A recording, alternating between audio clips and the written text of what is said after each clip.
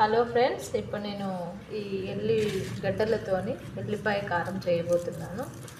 ఎల్లిపాయ కారం అంటే తెలంగాణలో చాలా ఫేమస్. ఎక్కువ ఇంట్లో జలుబు కానీ, దగ్గు కానీ, ఫీవర్ కానీ ఎలాంటివి వచ్చినా మందులకు బదులుగా ఫస్ట్ ఇదే యూజ్ చేస్తారు.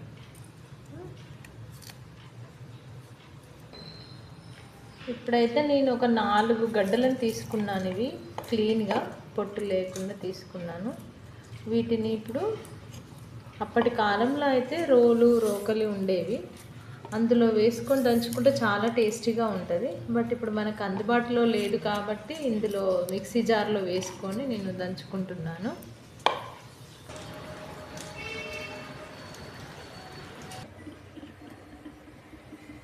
ఇప్పుడు ఎల్లిపాయలు ఇవి కంప్లీట్గా బొట్టు లేకుండా తీసుకున్నాను నేను.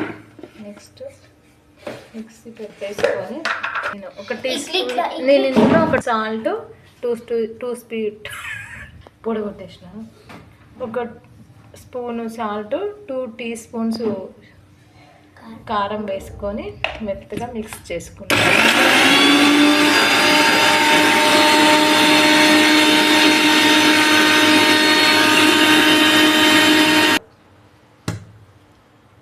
ఎల్లిపాయ కారం రెడీ. దీన్ని వేడివేడి అన్నంలో కాస్త నెయ్యి వేసుకొని తింటే చాలా టేస్టీగా ఉంటుంది. బౌల్